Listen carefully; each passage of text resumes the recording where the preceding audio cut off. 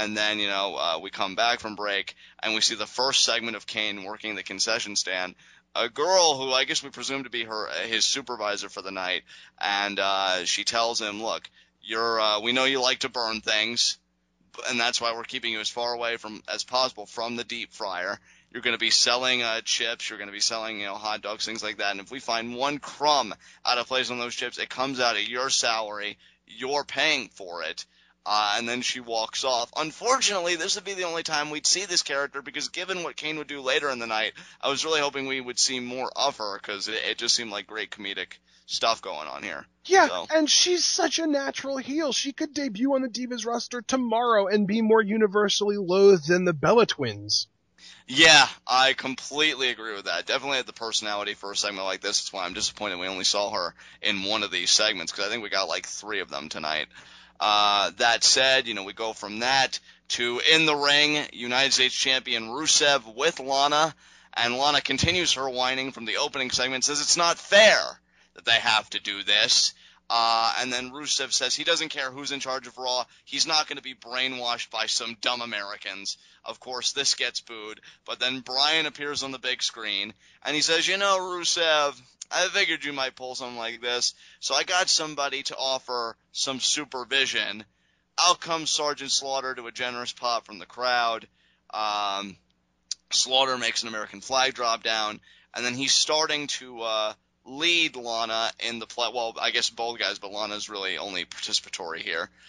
In the Pledge of Allegiance, and he goes real slow. I pledge allegiance. And I love Lana here because she starts out real small. She's like, I pledge allegiance. And, what? What did you say? I can't hear you.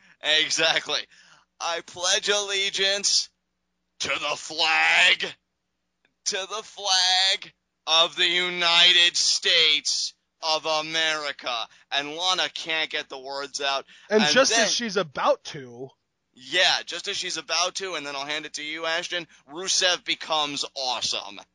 Well, that's nothing that he didn't have to become that. He just is that. That is very true. Yeah, I mean, Rusev is awesome. It just so happens that he showed it off more than usual tonight. Yeah, and you know what? Like, again, I don't want to make this a big rabbit hole thing, but with a segment like this, because you and I all know what happened, like Sergeant Slaughter was trying to pressure him, everybody was trying to pressure these guys. How is Rusev the heel again? Because, this is just really pressuring a guy to renounce his ideals, embrace ideals that he's clearly not comfortable with, solely for the sake of I don't know, John. How is Eva Marie a babyface on frickin' Total Divas? Didn't she do the exact same thing to Jonathan? Yeah, pretty much. Well, apparently WWE doesn't see it as a bad move. Well, I'm just glad we do. Yeah, Rusev looks like he's about to beat up Slaughter here, but then Swagger comes out to make the save. He looks like he's about to get Rusev in the Patriot Act, but Rusev is able to slide out. I'm guessing potentially maybe Rusev versus Swagger at TLC for the U.S. title, and I mean I have no complaints. I mean it's a fine matchup to do. Because, I mean, he does have a history with Swagger, and really Rusev is so imposing and so intimidating. I think they're trying to make it seem like, well, who would step up to Rusev to challenge him for that championship? Well, you go to people that have done it before. So I have no problem with it. Yeah. Well, do you want to move on? Yeah, absolutely. All right. Well, up next, we got another Concession Kane segment, where Santino and Larry, the cable guy, show up, and Larry the cable guy is scared of Kane, so he asks Santino to make his order for him, and Santino said that he wanted a hot dog with heavy mustard, and Kane just hands... Oh, no, he didn't hand him the hot dog, did he? No, he just squirt mustard all over him. And then he gave Larry the cable guy the hot dog, and Larry just scooped the mustard off of Santino's shirt and walked away. Yeah, and see, this is why, again, like, he did all that, he wasted all that product, and the woman was nowhere to be seen. Like, I just feel like they missed didn't you see him in the earlier segment? He was literally giving stuff away. He wasn't taking money for it. Yeah, really.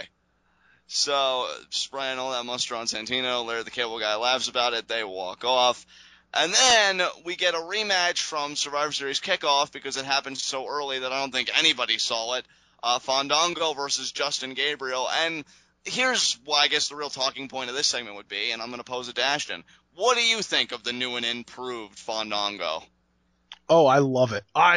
Dude, here's my thing. I'm a fan of Johnny Curtis, just Right. as a performer, and I know that's not probably his real name, but that's just when I'm referring to the guy, that's who I'm going to refer to him as, because using real names can get a little bit tedious. I'm a fan of him, and it seems like he's one of the rare talents who can just take anything you give him and make it work. Because one of the most entertaining things that ever happened on the pre-Full Sail version of NXT was creepy guy, weird guy Johnny Curtis.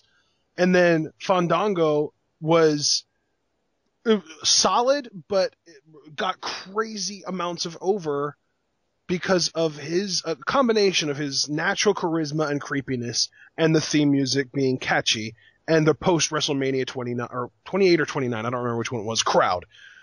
It's like what would happen if you took Fandango and you made him watch Fandango and realized how supportive of him the crowd was, but he hated it.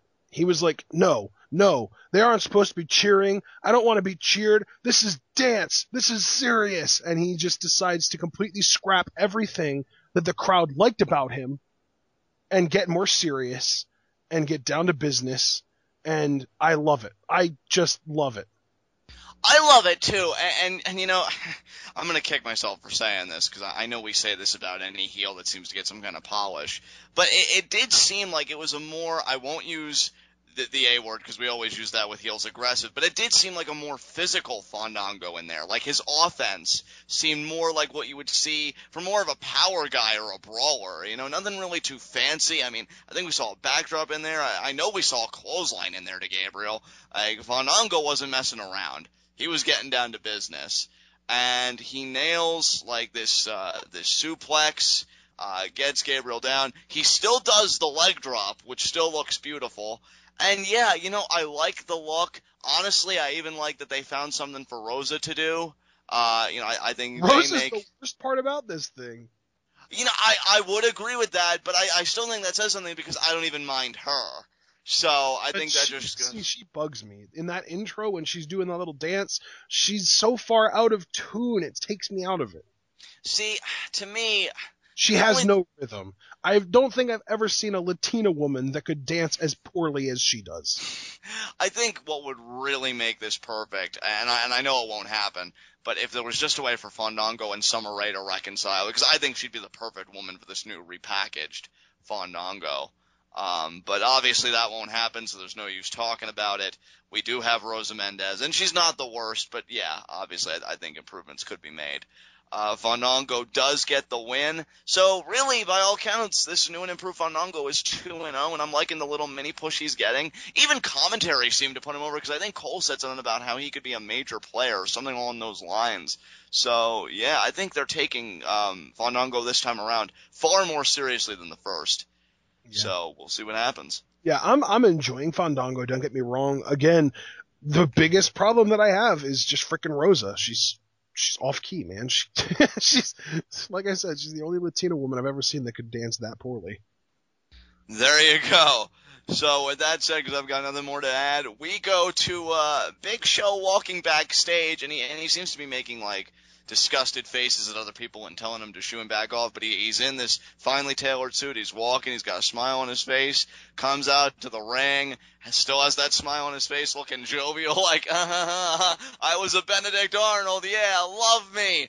And he starts to talk, and I like the route they take here, because, you know, it really is a joke, Ashton, with a lot of wrestling fans, you know, on the internet, that Big Show seems to have a turn, whether it be face to heel or heel to face, every year.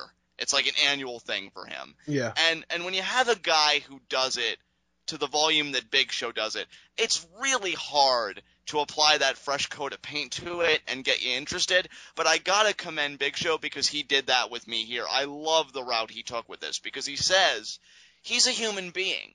You know, he makes mistakes, and he didn't ask to be a giant or to be in the position that he was in. It just happened. And he said, look, I hate the Authority, man. You know, last year they tormented me. They made me lose my job, lose my house, everything. But at Survivor Series, in the heat of the moment, I saw 3 hungry lions ready to pounce and feed on our carcasses, and I looked at our team. You know, Rowan had been eliminated. Ziggler was out on the floor. Cena could barely stand up. I had to make a decision for me as one person, because don't you dare tell me that you wouldn't do it for any of your families. And, of course, they start booing because they think they're of higher integrity. And, Show says, I made a judgment call. And if I could, go back knowing everything I know now, then I would have stuck by Team Cena. So he says, hey, I didn't want to say this, but I've been doing this for over 20 years, putting my body on the line for you guys. How about you give me a mulligan on this one, huh? How about we start over? He wasn't that nice about it. He said, I think you guys owe me a mulligan. Yeah, he said, I think you guys owe me a mulligan, so how about it? Can we start over?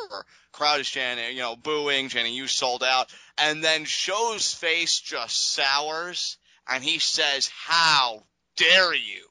How dare you look down at me for the choices I made? And he says, you think I don't hear it? You don't think I hear the whispers, the murmurs in the back? Big Show is a traitor?